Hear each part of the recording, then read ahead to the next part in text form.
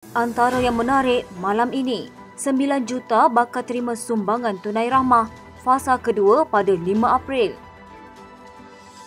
Azam Baki lantikkan Mahyadin, bukti SPRM bebas. Calon UMNO tetap guna logo dacing untuk pilihan raya negeri. Pemimpin tertinggi Perikatan Nasional gagal manfaatkan sesi soal jawab Perdana Menteri, hanya tahu melalak di luar.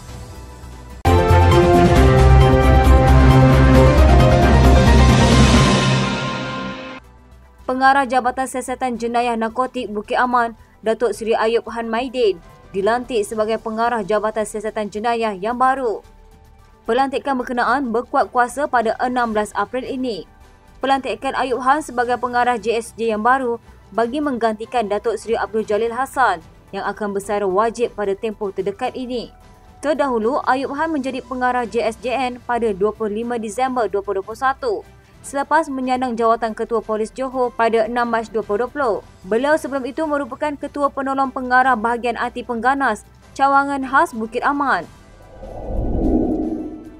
Kementerian Pendidikan secara prinsipnya bersetuju untuk mengembalikan sesi persekolahan kepada Januari setelah menerima banyak pandangan khususnya daripada ibu bapa berhubung keputusan itu. Menteri Pendidikan Fadlina Siddiq bagaimanapun memaklumkan perubahan itu tidak boleh dilaksanakan dalam tempoh terdekat. Ekoran ia perlu mengambil kira pelbagai faktor yang perlu diselesaikan, termasuk pelbagai justifikasi berdasarkan pematuhan kepada Akta Pendidikan 1996. Menurut Fadlina, perancangan untuk mengembalikan kalender akademik persekolahan pada Januari dan berakhir pada Disember perlu memastikan silibus setiap mata pelajaran dapat diselesaikan. Katanya, KPM juga perlu mengambil kira faktor cuaca tidak menentu dan ekonomi setempat. Dalam masa sama, perlu mematuhi aspek lain termasuk bilangan persekolahan murid yang tidak boleh kurang daripada 190 hari dalam tempoh setahun. Sebelum ini, KPM dilaporkan memberi jaminan permulaan takwim sesi persekolahan yang akan kembali bermula pada Januari, namun memerlukan tempoh untuk dilaksanakan. Kerajaan tidak akan membenarkan mana-mana parti politik menubuhkan cawangannya di kampus universiti.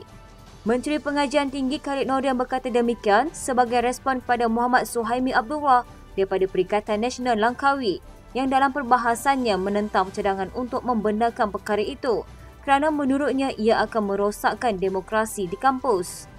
Katanya, mengenai penubuhan cawangan, parti politik di universiti maknanya rata-rata bersetuju tidak wajar diwujudkan cawangan politik dalam universiti.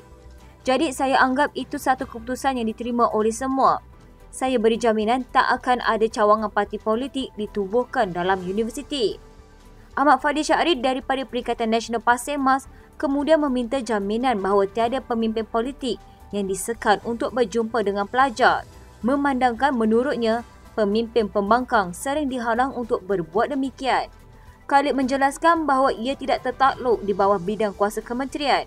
Sebaliknya, mereka perlu mendapatkan kebenaran pihak pentadbiran universiti. Seramai 9 juta penerima bakal menikmati sumbangan tunai rahmah fasa kedua yang mula dikreditkan kepada akaun penerima pada 5 April ini. Perdana Menteri Datuk Seri Anwar Ibrahim berkata, bantuan tersebut membabitkan peruntukan sejumlah 8 bilion ringgit. Beliau menjawab soalan tambahan Ahli Parlimen Bagan Serai Datuk Idris Ahmad mengenai sasaran kerajaan bagi setiap 3 bulan dalam proses menoktakan kemiskinan 3 tahun ini. Anwar yang juga Menteri Kewangan berkata sebanyak 574,886 permohonan baharu STR diterima setakat hari ini. Ketika membentang Belanjawan 2023, Anwar memaklumkan program STR dikemas kini dengan setiap isi rumah berpendapatan bawah 2,500 layak menerima sumbangan tunai. Kerajaan juga memberi sumbangan tambahan RM600 kepada isi rumah penerima STR termiskin mengikut data e-Kasih yang disalurkan dalam bentuk bakul makanan dan baucer barangan asas. Rang Undang-Undang Perbekalan 2023 diluluskan bagi peringkat jawatan kuasa di Dewan Rakyat hari ini menerusi undi suara. Timbalan yang di-Pertua Dewan Rakyat, Elislam menjalankan undi suara pada jam 7.05 petang selepas pembahasan bagi kementerian terakhir iaitu Kementerian Pendidikan diluluskan. Selepas jelas suara setuju oleh ahli parlimen, Lau mengumumkan belanjawan tersebut diluluskan. RUU tersebut yang merupakan belanjawan pertama pentadbiran Datuk Seri Anwar Ibrahim dibahaskan bagi peringkat jawatan kuasa selama 10 hari bermula 13 Mac lalu. Anwar yang juga Menteri Kewangan membentangkan belanjawan Malaysia Madani 2023 pada 24 Februari lalu dengan peruntukan sebanyak RM386.14 bilion. Belanjawan itu menyediakan peruntukan pembangunan tertinggi iaitu sebanyak RM99 bilion. Belanjawan 2023 lulus di peringkat dasar pada 9 Mac lalu.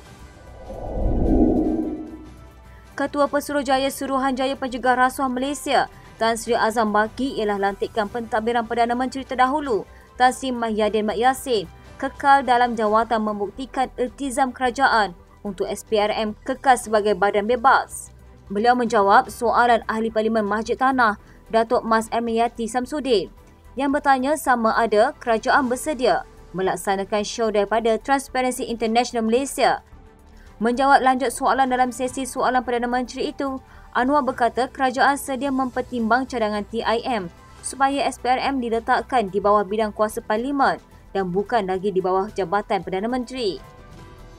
Namun, beliau menegaskan peruntukan undang-undang sekarang ini menjamin kebebasan SPRM dan tidak tertakluk di bawah arahan Perdana Menteri. Apatah lagi apabila KP SPRM sendiri adalah lantikan Mahyadin yang kini di Blok Pembangkang. Katanya pelantikan KP SPRM itu oleh Pagoh, yang ada ini oleh Pagoh dan diperakui sebagai orang wibawa dan bebas. Soalnya sekarang kalau ada pelantikan baru atau penyambung, apakah keadaan baru akan dikenakan? Dia terserah kepada kemajuan yang dibuat oleh Parlimen. Semua calon UMNO akan menggunakan lambang dacing bagi menghadapi 6 pilihan raya negeri tidak lama lagi. Presiden UMNO Datuk Seri Dr. Ahmad Zahid Hamidi berkata, parti-parti lain di dalam kerajaan perpaduan pula akan menggunakan lambang masing-masing. Beliau berkata pihaknya akan menjalinkan kerjasama dengan semua parti dalam kerajaan perpaduan. Namun, calon Barisan Nasional kekal menggunakan lambang BN iaitu dacing. Menurut Timbalan Perdana Menteri, perbincangan secara formal belum dilakukan berhubung pengagihan kerusi antara BN dan kerajaan perpaduan. Sebelum ini, 6 negeri dilaporkan sepakat membubarkan Dewan Undangan Negeri pada 2 minggu terakhir Jun depan bagi memberi laluan kepada PRN. Ia membabitkan Selangor, Negeri Sembilan, Pulau Pinang, Kelantan, Kedah dan Terengganu. Menteri Komunikasi dan Digital, Fahmi Fadzil mempersoalkan kegagalan pemimpin tertinggi Perikatan Nasional yang sekali lagi didakwa gagal memanfaatkan sesi soal jawab bersama Perdana Menteri. Ia susulan ketidakhadiran mereka di Dewan Rakyat ketika sesi terbabit. Fahmi turut memuat naik gambar yang memaparkan tempat duduk kosong Ketua Pembangkang Hamzah Zainuddin, Ahli Parlimen Pagoh Mahyadin Yassin dan Ahli Parlimen Marang Abdul Hadi Awang. Sejak dilantik sebagai Perdana Menteri, Anwar mengadakan sesi MQT pada setiap Selasa dalam tempoh mesyuarat Dewan Rakyat. Ini membolehkan wakil rakyat bertanya soalan secara terus kepada Perdana Menteri, manakala MQT pada setiap Khamis akan dijawab oleh menteri-menteri. Kita saksikan pula video tular di TV pada hari ini. Sakat buaya dengan mainan. Kena.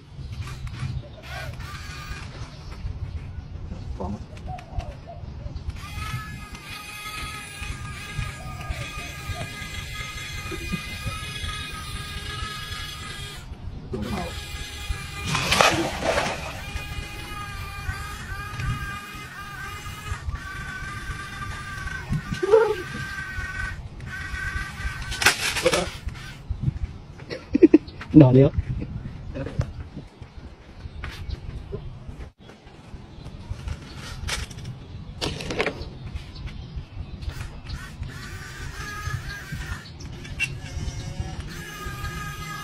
Đâu rồi, đâu rồi.